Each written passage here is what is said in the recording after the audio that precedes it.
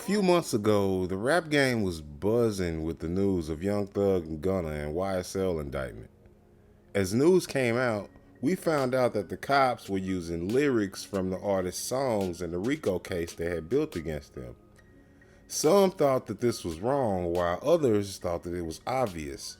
But in a recent article by Complex magazine, they decided to blame guys like DJ Akademiks and Adam22, calling them quote-unquote bottom feeders.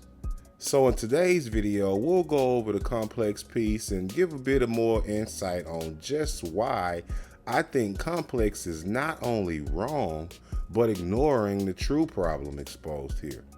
But before we get started, don't forget to smash that like button. Liking and sharing the video is the best way to help us to continue to grow as a channel.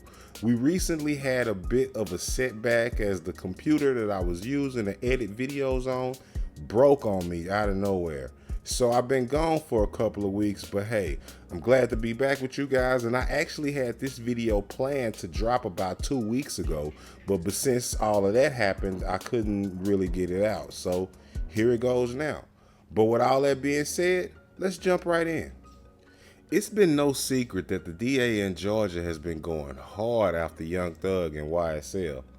She's gone public with her intent to use lyrics from his song as evidence in the case brought on Young Thug and friends. And during the Young Thug bond hearing in June, Fulton County Prosecutor Don Gary talked about an old traffic stop where the vehicle traveling behind Young Thug was, quote, armed to the teeth. Thug had no guns or illegal items on him, but according to Gary, the rapper told Atlanta police during the stop that the people in the other car was his employees. So Gary later referenced lyrics about Thug traveling with quote-unquote snipers to sell the state theory that he's the leader of the YSL gang and the people in the other car or the crew behind him were his quote-unquote snipers. Complex claimed that rapping about, quote, having snipers is a long-running trope that few rap listeners take literally, but I beg to differ. What they fail to cite is the fact that realness in rap has long been a thing. And yes, we understand that most rappers at least are not still doing the things that they rap about, but most fans like to think that they've done similar things at some point in the past. Not to mention, if it were ever outed that a rapper was outright lying about doing street shit, then they would suffer the rap version of being canceled. Ask Slim Jesus. Young Thug admitted in a pre-fame Reddit AMA session, quote, I make product for a certain audience and I'm good at it.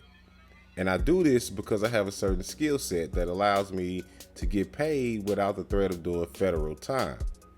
But now the state is attempting to give him time for using his skill set and using his skill set against him, states Complex. But again, I say no. They're not using his skill set against him. They're using the fact that he didn't properly distance himself from street life against him. But carrying on. They go on to say, Gangsta Rap, Street Rap, or whatever else you want to call it, is no longer counterculture. It's the fulcrum of rap, which is the nucleus of modern pop culture. 50 Cent rose to stardom, galvanizing the public with his 9 shots to 11 times platinum origin story. And Lil Wayne became the biggest rapper in the world, unabashedly rapping about blood ties. Today, Lil Baby, NBA Youngboy, 21 Savage, and Lil Durk are chart-topping, headlining rappers who get into the street talk with the best of them. And street rap has become a part of the mainstream culture. These days, it's not strange to hear Cardi B or Meek Mills on a mainstream primetime commercial. People who fell in love with the genre in the 80s and 90s are now middle-aged listeners, meaning a bigger consumer base, more sales, and more profits for artists and labels. Fashion brands, sports leagues, tech companies, and other corporations are stocked with people who grew up with hip-hop, making them less weary to broker deals with rappers than 90s boardrooms. Snoop Dogg selling products to middle America was more polarizing prospect when he was Newsweek's poster boy for Gangsta Rap, coming off of a murder case. But with more consumers than ever enjoying the art form, He's become one of the biggest pitch men in the world, which is absolutely wild to me because back in the day, my mom used to hate Snoop. Complex states that's both a good and a bad thing. There's a sect of rap listeners who don't just clamor to hear those gritty records. They want to feel like it's real. The success of the 2003 Beef documentary, which candidly chronicled conflicts like 50 Cent and Ja Rule or the To Alife versus Mobb Deep, was an eye-opener for a consumer base interested in not just lyrical barbs, but the sordid details of rap conflict. Who slapped who, or whose chain got took? What entourage pulled a gun on the other? They did, however, make a good point in stating that artists from the 90s benefited from a Schrodinger's cat type effect. Shielded from the reality of what artists' real lives were like, we didn't know if they were real or not back then.